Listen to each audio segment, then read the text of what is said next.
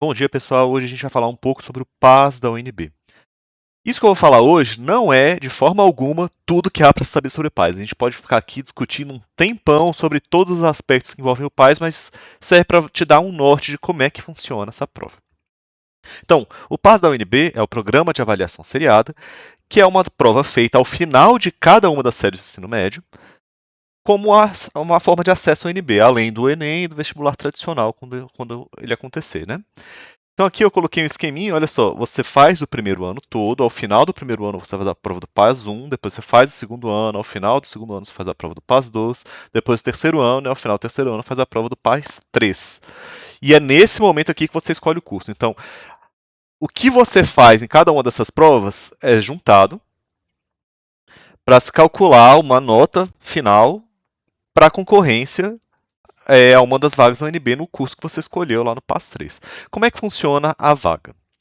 Então, atualmente, 50% de todas as vagas da universidade são destinadas aos estudantes da rede pública de ensino. No caso, o IFB também é rede pública de ensino, é rede federal, né? Então, essa aqui é uma excelente chance de você conseguir garantir uma vaga lá na UNB. Bom, e, e além da divisão para escolas públicas, você tem ainda outros sistemas de cotas que envolvem cotas para estudantes PPI, pretos, pardos e indígenas, cotas para alunos de renda hipossuficiente, né, que são alunos de famílias que têm renda inferior a um salário mínimo e meio per capita, e também a candidatos portadores de deficiência. Então, aqui no Guia do PAS, que é um documento elaborado pelo próprio Sebrasp, que é a banca que aplica o PAS e que desenvolve a prova, ele traz alguns informativos sobre um esquema aqui para você entender como é que é feita a divisão de vagas. Cada uma dessas figurinhas aqui representa 5% das vagas, tá? Ou uma vaga, nesse caso aqui, de um curso de 20 vagas. Então, assim que é dividido. Mas espera aí, você deve estar pensando, nossa, mas se eu for um candidato com deficiência, PPI com renda menor a um salário mínimo e meio, quer dizer que eu só tenho uma vaga? Não, calma. Se você não conquistar essa vaga aqui, depois você passa para candidatos com deficiência, PPI, concorrendo junto com o pessoal que tem renda superior a um salário mínimo e meio. Se você não conseguir mesmo assim, você passa aqui para o próximo. Ó. Estudantes PPI sem deficiência com renda menor ou igual a um salário mínimo e meio. Depois, sem deficiência, PPI com renda maior ou um salário mínimo e meio. E assim vai passando até você chegar no sistema universal. Beleza, gente? Então, o que acontece é uma reserva de vagas. Se você não conseguir vagas dentro daquela reserva, você vai passando para os próximos níveis, tá? Para competir com o resto do pessoal. Então, quanto a essas declarações de preto, pardo, indígena, de renda hipossuficiente, todas essas declarações são feitas mediante o edital do PAS. Então a gente vai precisar esperá-lo sair para saber quais são os documentos que você vai precisar juntar para fazer essa inscrição lá na frente. Beleza? Mas saiba que vocês, dependendo da condição que tenha, têm direito a algumas dessas vagas. Então, para o sistema de escolas públicas, esse quadro aqui do Guia do PAS, ele ilustra bem o que eu estava dizendo para você. Então, imagina só que um estudante que declara que tem renda menor que um salário mínimo e meio e é preto, pardo, indígena, ele entra aqui no sistema inicial de concorrência. Mas se ele não conseguir vaga aqui, ele passa para o próximo nível, que é dos estudantes que têm renda menor ou igual a um salário mínimo e meio, mas não são pretos, pardos, indígenas. Beleza? E assim vai até você conseguir uma vaga, e aqui essas setas todas levam para o sistema universal. Agora vamos falar um pouquinho sobre a prova em si. Cada etapa da prova tem 3 pontuações. Então a prova é dividida em 3 partes. Você tem a parte de língua estrangeira, a parte de propedêutica e a parte de redação. Essa parte de propedêutica são as disciplinas de matemática, português, artes, química, biologia, física, enfim, todas as disciplinas que você já conhece. Ao final de cada uma dessas provas, o próprio Sebrasp calcula qual é a média de acertos para aquela etapa. Então ele pega todos os estudantes, por exemplo, do primeiro ano que fizeram aquela prova, calcula a média de acertos, ou seja, score bruto que você obteve em cada uma das provas. E caso você fique acima dessa média, você recebe uma pontuação chamada argumento, que existe um cálculo à parte de como é feito esse argumento, um cálculo até razoavelmente complicado, e eu posso entrar em detalhes com vocês depois. Mas o que você precisa saber é que o seu argumento é positivo se você está acima da média de acertos para aquela etapa. E o seu argumento é negativo, não significa que você negativou a prova, tá? Se você fica abaixo da média de acertos do pessoal que fez a prova da primeira etapa, nesse exemplo, né? Então, quanto mais acima da média você está, mais positivo é o seu argumento, né? Maior o número é o seu argumento. E quanto mais abaixo da média você está, mais negativo é o seu argumento, beleza? Então, de posse do argumento de cada uma das etapas, cada uma das partes das provas tem um argumento que é usado para calcular o argumento da etapa em si, a prova do primeiro ano, a prova do segundo ano, a prova do terceiro ano, cada um tem um argumento. Esses argumentos compõem o seu argumento final, que é aquele utilizado para comparar com todos os outros candidatos e ver se você conseguiu a vaga ou não, né? Agora, tem uma pequena observação aqui, que na verdade é uma grande observação, né?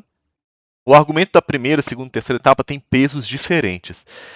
O argumento da primeira etapa tem peso 1, da segunda etapa tem peso 2, da terceira etapa tem peso 3. Fácil de lembrar, né? Isso significa que a terceira etapa é a que mais vale dentre todas elas. Isso não significa que você deve desconsiderar a primeira, tá? Todo mundo está fazendo as 3 provas, então cada pontinho que você tiver vai ser útil no final. Então é bom ficar atento a esse tipo de coisa. Agora vamos falar um pouco sobre os itens da prova. Vocês já fizeram o simulado do PAS no fim de semana passado e devem ter visto que existem alguns tipos de itens, né? Então, são 4 tipos de itens que existem na prova dos PAS. E o primeiro deles, que é o mais comum, é o do tipo A. Esses itens do tipo A são afirmações, trechos de texto, que você deve julgar se é verdadeiro ou falso. E como é a maioria dos itens, eles têm peso 1, tá? E você vai julgar aqui em certo e errado e marcar no seu gabarito o correspondente ao certo e errado. Então aqui isso vem do próprio guia do PAS, é um exemplo de como você marca o gabarito. Você não vai marcar gabarito de item com um X, você não vai marcar com um Vzinho, você não vai marcar pintando só mais ou menos, enfim, você não vai marcar de nenhuma outra forma que não seja colorindo essa bolinha toda aqui, no dia que vocês estiverem fazendo a prova lá. Então, nesse exemplo aqui, a pessoa estava marcando o gabarito da 11. Ele falou, olha, o item 11 é falso, né? O item 12 é falso, o item 13 é correto, o item 14 está correto. Enfim, você vai ter que julgar cada um dos itens. E se você imagina que você colocou certo aqui no item 14, mas fala, putz, não era certo, era errado. O que eu faço agora? Marca as 2 bolinhas. Por que é importante você anular a sua própria marcação, no caso do item do tipo A? Esses itens do tipo A têm fator de correção. O que significa que cada item que você marca e não está de acordo com o gabarito, desconta um item que você tinha acertado. Então, esse é um desestímulo ao chute, pessoal. Então, marca o que você sabe que você avaliou corretamente, beleza? Então é por isso que é importante, se você fez alguma marcação, putz, eu marquei certo, era para marcar errado, anula o item. Porque se você tem certeza que o item era errado, na verdade, você vai perder ponto se você deixar de anular a questão, beleza? Esse é o principal diferencial aí da prova do Sebrasp, né? Esse fator de correção. Isso é tudo por itens do tipo A. Do tipo B, são itens cujo resultado dá um número entre 000 e 999, né? São os únicos possíveis resultados. Esses itens, em geral, acontecem na parte de matemática, química, física, biologia, enfim. E no comando da questão já fica claro o que você tem que fazer. Agora você tem que prestar atenção numa coisa. Ele pede para você fazer uma conta e depois que você termina a conta toda, às vezes ele dá um comando para você falando: olha, se tiver uma parte fracionária no seu resultado, tiver o vírgula alguma coisa, desconsidera. Então é assim para você deletar a parte que vem depois da vírgula. Não é arredondamento, tá? É você deletar. Se tiver uma vírgula 9, não arredonda para cima. Tira a parte fracionária mesmo. Ele fala, ó, desconsidere a parte fracionária, ou despreze a parte fracionária. Às vezes ele também pede para você fazer uma outra conta. Ele, olha, ao final do seu cálculo, multiplique o resultado por 10 e desconsidere a parte fracionária. Aí você vai fazer o que ele está pedindo nessa ordem, tá? E aqui, no guia do calouro do PAS não estava muito bem explicado, tá? Porque não tinha a região toda de marcação ali da folha de resposta. Então eu copiei uma aqui. Então, nesse caso, essa parte que vai aparecer aqui na sua folha de resposta, se você quisesse marcar o gabarito 125, você vai marcar aqui na centenas, 100, dezenas, 2 e unidade 5. Então, você vai marcar o 125 na sua folha de respostas, tá? Aqui você não precisa anular o item se você marcar de maneira incorreta, tá? Porque os itens do tipo B não têm fator de correção. Então, mesmo que você erre completamente, não tem nada a ver com a resposta, você não vai perder nada de ponto por isso.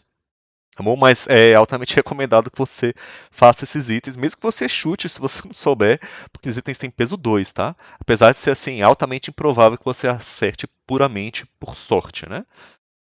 Agora vamos aos itens do tipo C, que também tem peso 2, assim como os do tipo B, tá? Esses itens são itens de múltipla escolha, você tem uma das 4 alternativas correta, e aí você vai marcar na sua folha de respostas do jeitinho que está aqui. Ó. Se você acha que o 11 é a letra D é correta e o 12 é a letra A correta, você vai marcar desse jeito que está escrito aqui.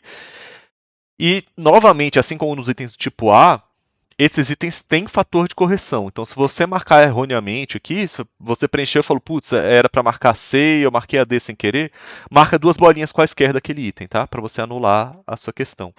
O fator de correção não é tão pesado quanto dos itens do tipo A, tá? Cada erro anula 2/3 de uma questão tipo A, né? Então, mas isso considera do mesmo jeito. Então, é importante que você anule a questão caso você tenha preenchido de maneira incorreta, tá?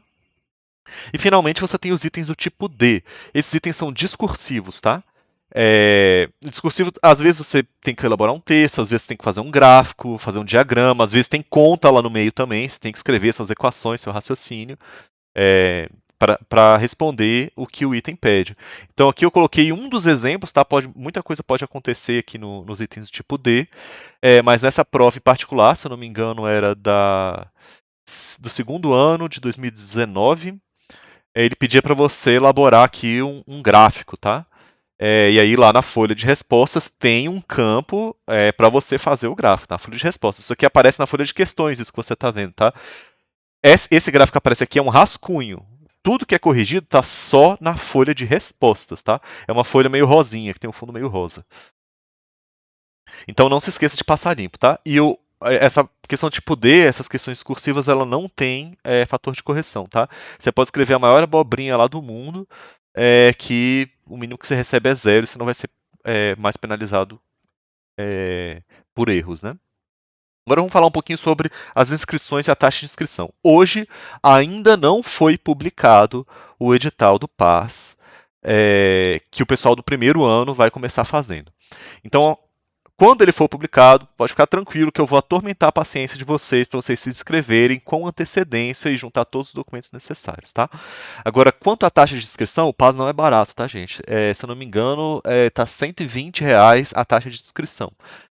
São isentos da taxa de inscrição aqueles que estão inscritos no CadÚnico, que é um programa de assistência social do governo, ou são alunos de escola pública e também comprovem renda inferior a um salário mínimo e meio per capita, tá bom?